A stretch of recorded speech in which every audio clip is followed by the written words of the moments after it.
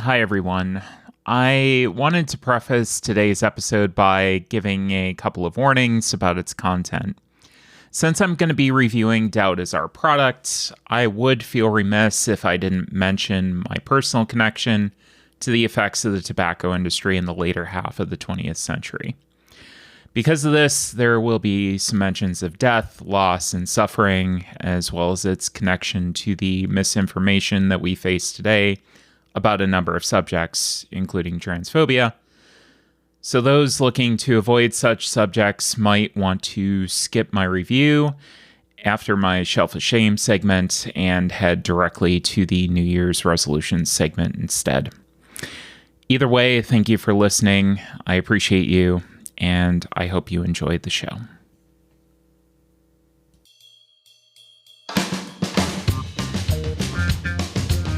It's Cardboard Time, episode number 77, and I'm your host, Arwen Kathke.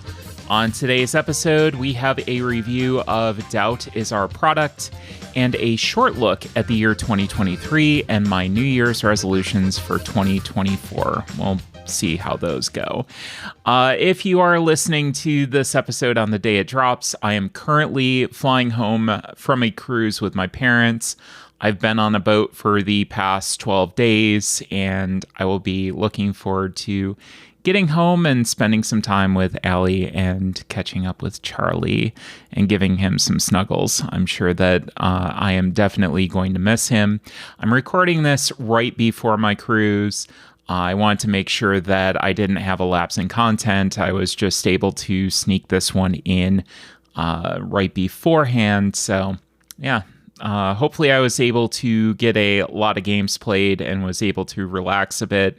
I do have a short pile of games, and by short, I mean it's a very tall pile of the stuff that I want to take with me, but it's a matter of suitcase space and weight.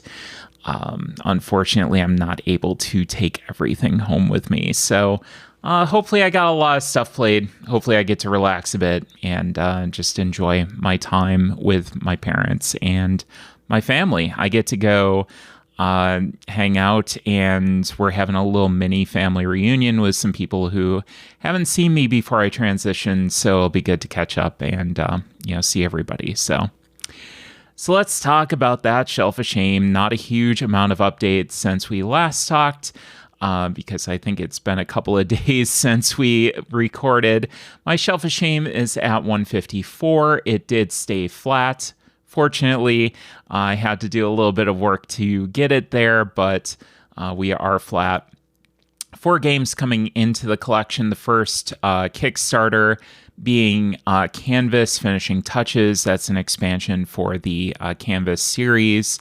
I'm hoping that this one, kind of does what it says it's going to do and introduce a couple of new gameplay aspects as far as puzzles and things to do during the game. I am kind of finding that, the base game has kind of worn a little bit thin. I've seen a lot of it. So I'm hoping that this expands on it. I also haven't had the chance to really incorporate the second expansion content either. So I should be able to get that in the new year at some point, and looking forward to playing some more of that. I really do love Canvas quite a bit. It just kind of hits that nice spot for me. 3 purchases as well. I did go to Barnes & Noble. I was waiting on my nail appointment, and I hit the clearance section. And there were some good deals. I did buy some gifts from there as well. But 3 purchases from me. The first being Tinder Blocks. This does not count to the Shelf of Shame because I already played it at PAX last year. And by last year, I mean 2022. We played this one quite a bit. I think we talked about it on that PAX wrap-up episode. It was a really, really fun stacking and dexterity game. So I finally got a purchase of this. I was glad to see that Barnes & Noble was carrying it, for the low price of $13. Quirky Circuits was the next purchase I made. This is a Nikki Valens game. Really looking forward to checking this one out. It looks very cute. Looks kind of very basic programmy kind of game. But the main hook being that you can't communicate what you're trying to do exactly. So looking forward to playing that. And then finally, Starry Night Sky. I've seen a lot of people posting about this one. Decided to pick it up because it was cheap enough. I think it was a $20 price point, and I couldn't resist that. Looks very, very pretty. Love the aesthetic, and I've heard some really good things about the gameplay as well. So, same designer as Abandon All Artichokes. For those of you kind of playing the home game of what designers does Arwen like, this was the same designer as that as well. So did get to play 2 games. The first game, Doubt Is Our Product. We will be talking about that on this episode. And then Santa's Workshop. We got to play the standard game of that last night as I'm recording this. And I'm looking forward to the advanced version of it. I don't want to do a review until I do touch that advanced version. It does look like it adds quite a bit of gameplay and kind of bit of complexity to the game as well. So I'm looking forward to that. This was very easy for me to get out with Allie last night and took about a half an hour once we really got rolling. The teach wasn't bad either. So looking forward to that advanced side, and you might want to check that out. If you got kids, I think 6 and up is a pretty good, solid marker of where you could start really playing this with your kids and teaching them some of those worker placement basics if you do want to get them into gaming. So let's get into the reviews. This is going to be a little bit more of a serious review, as you did here on the top of the episode. This is Doubt Is Our Product. This was released in 2023. For 2 players, although you can play it two-handed if you do want to try this out solo. It takes about 90 minutes. Designed by Amabel Holland, and the art is also by Amabel Holland, published by Holland Spiel. So in the second half of the 20th century, faced with the incontrovertible truth that cigarette smoking caused lung cancer, the tobacco industry embarked on a campaign of deliberate disinformation while knowingly selling a deadly and highly addictive product. Deeply entrenched in American culture and with deeper pockets, they leveraged their lobbyists and marketing to avoid regulation and dodge responsibility for 100 million deaths. A disparate collection of scientists, grassroots activists, politicians, lawyers, and public health officials faced an uphill battle to change the culture, place limits on tobacco advertising, and combat a health crisis of unprecedented scope. This came from designer Amabel Holland, who also did Nicaea and Endurance, and also Islet, showing her range, models the asymmetry of this conflict by giving each side a different game. The company representing the industry plays an economic deck builder, setting themselves up for big turns, chains of actions, and big profits. The movement that opposes them is playing a political tableau builder, slowly coming together and organizing to advocate for legislation and regulation. These two halves, each with its own mechanisms and components, intersect the most fully in the disinformation war. Illustrating Brandolini's law, the amount of energy needed to refute BS is an order of magnitude bigger than needed to produce it. The company player easily muddies the water, while the movement must work hard to clear it away. So this game I did pick up during Holland Spiel's holiday sale. This was a must-buy for me. Given the subject matter and kind of my connection to it, which I will go into in a minute. This was something that was very clear that Amabel cared deeply about, and we would find out why, kind of reading her designer diary and reading some of the supplemental materials that do come with this game. I think that the game does a great job of simulating both the movement's ability to build that momentum and then how frustrating it feels to try to clear away the misinformation. And really the company is able to, spread it incredibly efficiently at first, but not necessarily as easily as the company gets bigger, more complex, and kind of gets more powerful. So this is the kind of thing that you really get a sense of, the two sides and really feel, which I have gotten much more interested in as my, gameplay kind of experience continues. And as I gain more experience playing different things, I do look for some of these experiences to really make me feel what it's like to do these things and what it was like, to be, both the company, which felt horrible, which it should, and then also the movement, the frustration that they felt. So the company deck is going to get bigger and bigger. You have to buy one card a turn.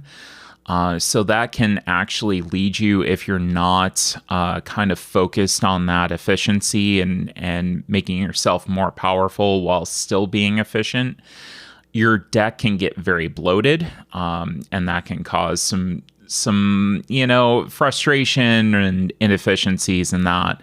As that deck does get bigger, which I thought was very interesting. The movement tableau gets more powerful as the game progresses. You get more powerful actions, you get more powerful turns. As you complete objectives, you start to kind of get more people on your side, and those turns get bigger and bigger and bigger, which does feel satisfying. You just don't quite, you never feel good about it, but you do feel a little bit better than when you started and you're just getting beaten down and trodden down and it feels impossible. I do keep using that word. It does keep coming up, that feel. And I do want to emphasize that because this game is all about feeling. Framing the smokers as victims, and it was one thing that Amabel really kind of drove home during her kind of notes on how she designed this game. It brings home the severity of what happened, with the smokers being symbolized as statistics. Basically they're tokens that have little charts on them, and that's how the people that died are represented. And they really are statistics, and it's really, it's horrifying when you really think of it. You have a track as a corporation, trying to give you a little bit of a background on this. And you have 4 different spots, and you have, childhood, you have adulthood, you have middle age, and then you have elderly. Your childhood, nobody dies.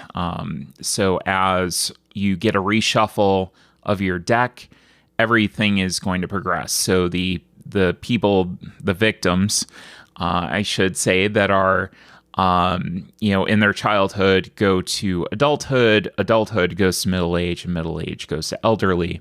And then elderly just gets killed off. And you get different points based on the amount of victims that are in each space as a corporation. And then how they get removed from the board basically depends on their age. So as you get the middle age, more of them will get removed or die off from the board, as opposed to the adulthood, where it's like 1 out of 2 in adulthood and then 2 out of 3 in that middle age category. So it does hit home that these victims are dying off. You know what it is. You do feel that, and you feel that happening. And, that was a very deliberate design intention, and one that I feel was extremely effective. Kind of taking a break from the seriousness of this. I didn't have any color vision issues whatsoever due to the design of the game being symbol-based in its execution. It wasn't color-based, it was symbol-based, which was nice. It was nice to see that I was able to read everything. Everything was very, very clear for me, which was great and appreciated. I think that the two-game asymmetric mashup works very well here. You're really trying to do two different things as a company. The company is just concerned about profit and driving that engine, and every once in a while they say, oh, this movement's kind of getting in our way a little bit, so we're going to put a couple of things to stop them in. But we're mostly focused on kind of keeping this engine moving, as opposed to the movement, which is concerned about building their engine, and kind of clearing things away and providing that hindrance, from the company, clearing away that misinformation. And then in addition to that, once they have that cleared away, you can actually take some of those victims off the board by, kind of disseminating good information, I guess, would be the thematic tie-in, and accurate information and people stopping smoking, which I think works really well. I also really like the difference between the movement and the company's graphic design. The graphic design for the company was bland, it was sterile, it was corporate. Things. A great example of that is like mascots. It doesn't say Joe Camel. It doesn't, say anything about a specific mascot. It just says mascots, and that's it.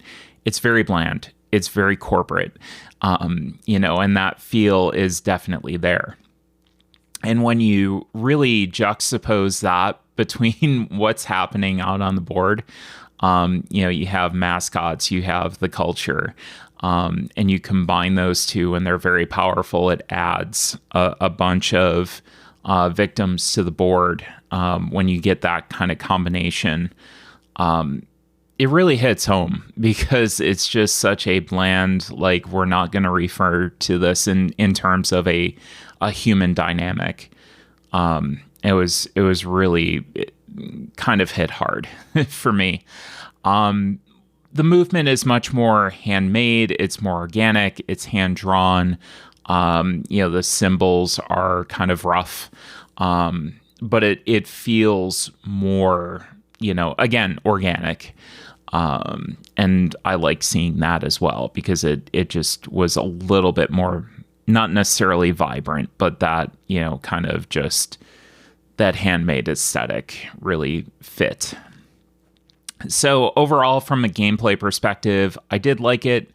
I felt that it did an incredibly good job of conveying the source material. And Amabel did a great job of kind of designing a system that did feel like what was going on during that time frame. So, big kudos to her for that. It's not going to be like my favorite game that I'm going to go back and look at and say, oh, wow, I want to play this, because it doesn't feel good to play.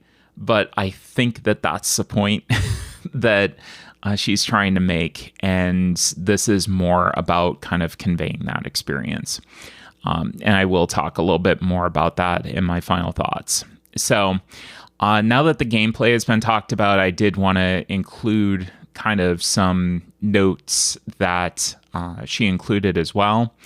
Amabel, during her BGG designer diary and also in the supplemental materials for the game, talks in very graphic detail about the night her father died, who was a lifelong smoker, and it really resonated with me because it was very reminiscent of what happened with my grandmother. And my grandmother, basically passed while I was in middle school.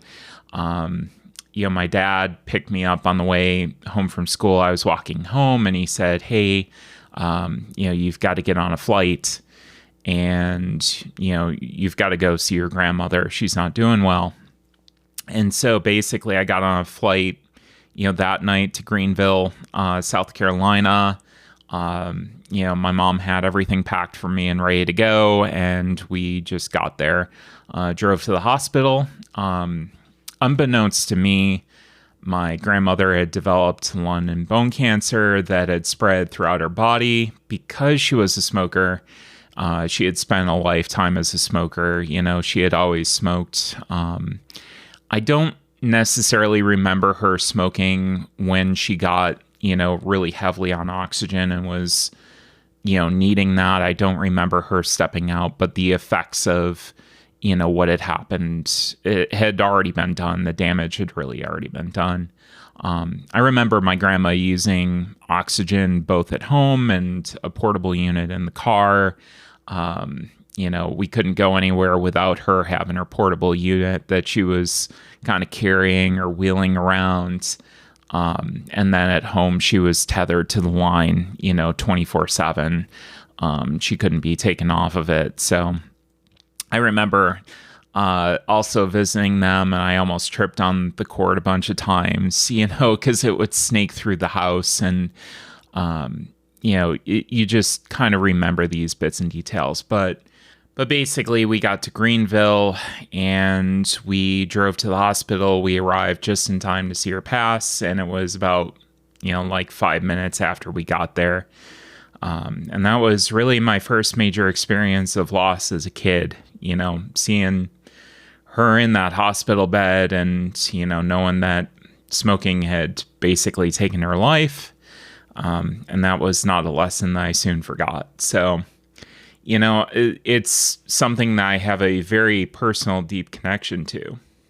So this game also includes internal memos about the tobacco industry and, some of the horrible, horrible practices that it had, including advertising to kids.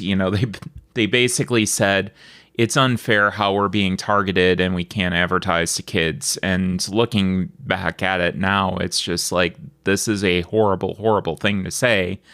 But it was just how they looked at things. And you also saw how they advertised to marginalized communities. There was a project called SCUM, SCUM, and it was about advertising to those marginalized communities and kind of building up their presence there because they had an affinity to smoking. So they wanted to be the preferred brand. It was a horrible time period. They knew what they were doing. They knew exactly what they were doing had dire consequences for their customers, and yet they continued to do it anyway in favor of profit. And really the sad thing, and the thing that hits home most, and Amabel does touch on this in the manual and the supplemental materials, but the misinformation that's spread to this day about multiple different communities is still there. And that includes the transgender community, the LGBTQ community, etc. You can see this misinformation being spread, and that it's not true. You have data that shows it's not true. And the harmful legislation, the legislation that in 2023 there were over 500 bills, relies on this misinformation and really, it's incredibly easy for people to spread, but it's much harder for people to fight and disprove. The burden is on the person that's trying to fight it and, disprove it, as opposed to the person that spreads it. And you can have mountains of evidence, but it still doesn't matter. People will still go and they'll just continue to perpetuate complete falsehoods. And it's sad because it's a cycle that we should know better about. It's something that we should look back at this time period and make that connection and say, well, what else? What are people saying that we know isn't true? So I think to wrap up my final thoughts about the game, I doubt that I'll be getting this game to the table much like I would a standard board game. So this isn't going to be something that I go down to the basement and I say, let's get this out. This, like Space Base. But this isn't a standard board game. This isn't something that is designed to be a game that you get out multiple different times and have a happy, good time with this. This is a learning experience. This is a emotional experience. And this is something that, if you have empathy, will hit you very hard. This is much more akin to an experience like having a movie that you want to show a friend every once in a while that hasn't seen it. You say, you should play this. It's moving. You really need to internalize the story. And that is why that this is absolutely going to stay in my collection.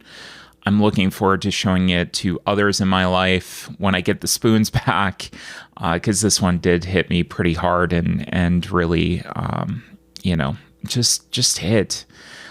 So congratulations, Sam Abell, to basically making a game that really kind of is a masterpiece in making people understand and feel about this time, and really making that connection to what's going on today as well.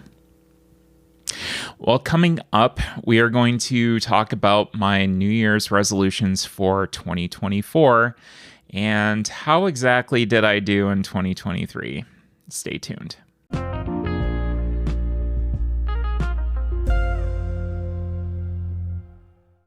And welcome back. So let's talk about those New Year's resolutions now that I can breathe a sigh of relief. I've gotten through this this incredibly hard review to get through. I can talk about something a little bit happier. And let's talk about my New Year's resolutions. How did I do in 2023, and what am I looking forward to in 2024? So let's focus on the future right now. Let's talk about 2024. What do I want to do? And really a few things. The first thing is I'd like to get my Shelf of Shame down to 130. And I know that in the past I've said, oh, let's get it down to 100. Let's go down by 50. That ain't happening. That is not happening by any means. I do get review copies, I do get Kickstarters in, and, just trying to get everything to the table is a little bit difficult. I think that I did pretty good, considering the fact that I was kind of shelved for about 6 weeks. I did have a few solo games that I was able to play and things that were kind of low impact while I was recovering from surgery.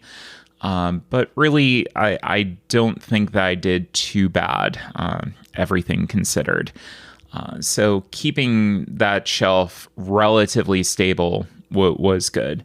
And I'll talk about, how that compared with the beginning of 2023 in a minute.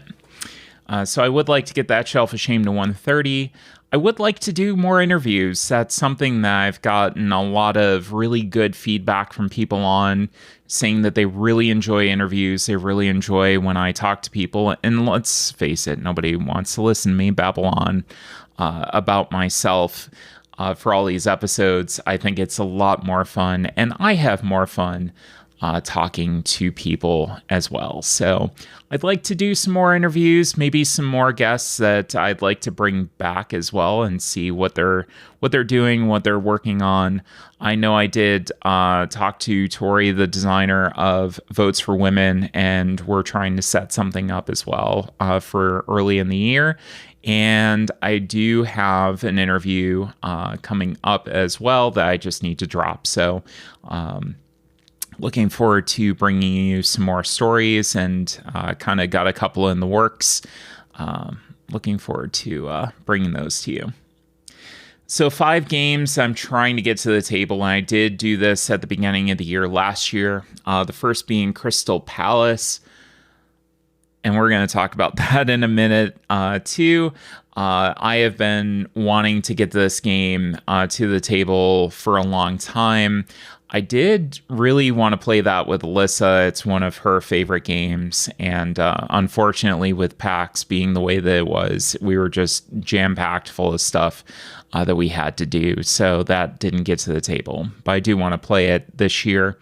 As well as Eclipse. This is a game that I have had sitting on my shelves since probably 2016 or so, and just haven't been able to get it to the table. The first, part of that being the learning curve. Now that I'm a little bit more versed in different styles of games, I think it's just a matter of getting people to the table and spending the time sitting and playing it. Number 3 is Battlestar Galactica. I've had a couple of opportunities to maybe play this, but circumstances came up that I wasn't able to quite get it to the table. We had different things going on, plans fell through, etc. So at some point, I know at least one listener of the show really wants to get it to the table with me at some point, so we'll see if that happens. But I've heard that it's pretty epic. Number 4 is Bitoku. This is just a matter of me, again, kind of getting it out to the table. I did try to play it solo at one point, and it did not work. The solo kind of flow chart for this game is ridiculous. I think it goes down in steps to from A to S or R or something like that, of things that you have to check. If this and do this, if this and do that. And that's not what I'm looking for in a solo game. I really want something that's going to flow easy, that's going to, be really quick upkeep, and I can get back to the table. So probably not the best solo option for me, but hopefully we can get it to the table. I know a couple of friends of mine have played it and speak highly of it. So hopefully soon. And then finally, Kanban EV, which I will also talk about in a minute. This one, it's a Lacerda. I mean, if I don't get it solo to the table, it's going to be difficult to get it to the table with others, but I'm sure it's going to be well worth it once I do. But yeah, that's kind of my top 5 that I'm really interested to get to the table. And let's review what I said last year as a treat, kind of going back to the 2023 aspect, and then we'll finish off with some Shelf of Shame comparisons. From last year, the first one that I was looking forward to was Maple Valley. I did get a couple of demos in of it this year, but not the full game yet. I did get it to my doorstep. It has arrived. I just haven't had a chance to set it up and play it. I would assume that it's going to be fairly easy to get to the table this year, and I am looking forward to it, just not as much as the others due to the fact that I've played a couple of demos of it, and I really enjoy it. And I know that it's going to get to the table, and I'm really going to like it. But I've already, had that experience as opposed to playing with these new mechanisms. In the City series from Stefan Feld, I did get Amsterdam to the table. So that was a positive. At some point, really need to get the other 3 to the table as well. I've heard that Marrakesh is fantastic.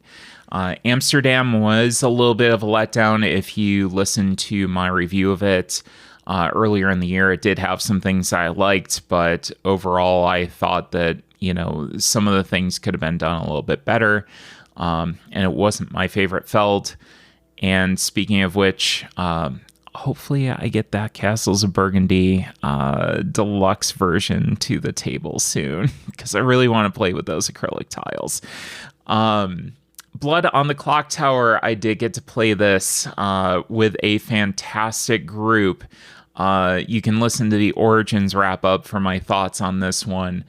But really, this is a game that's very highly dependent on your storyteller about what kind of experience that you're going to have with it. It is quite possibly my favorite social deduction game out there.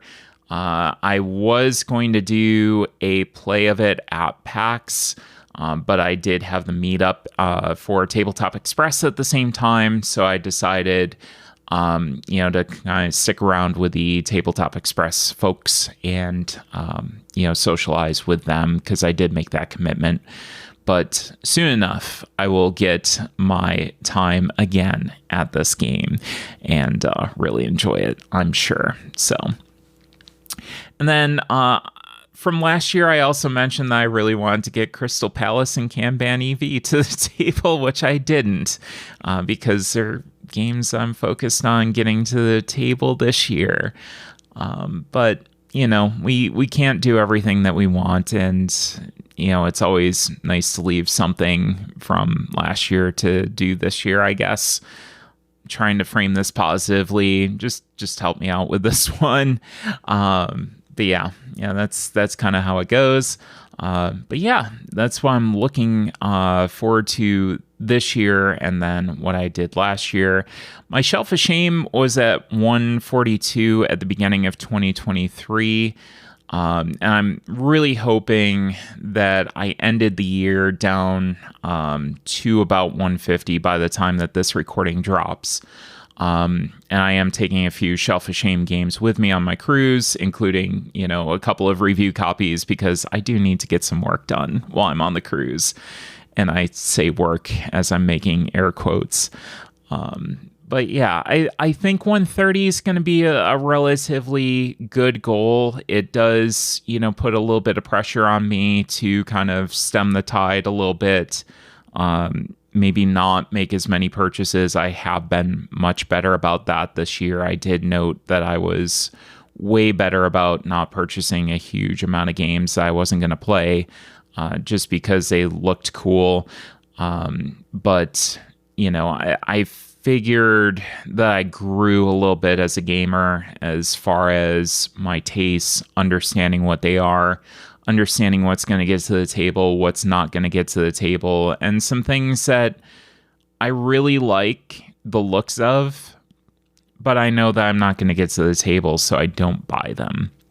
And I think that, again, I think I've gotten much better about it. I hope so anyway. So that's my wrap up. I would be interested to hear how you all did on your New Year's resolutions, if you made any, as far as gaming goes, as far as like Shelf of Shame and what you wanted to play. Did you get it played?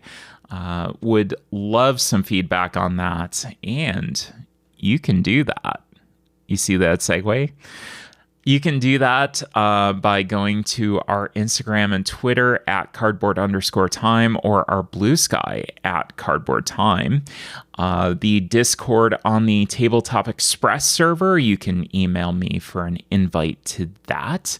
And to email me, where you can also go and email me with questions, suggestions, or ideas for discussion topics.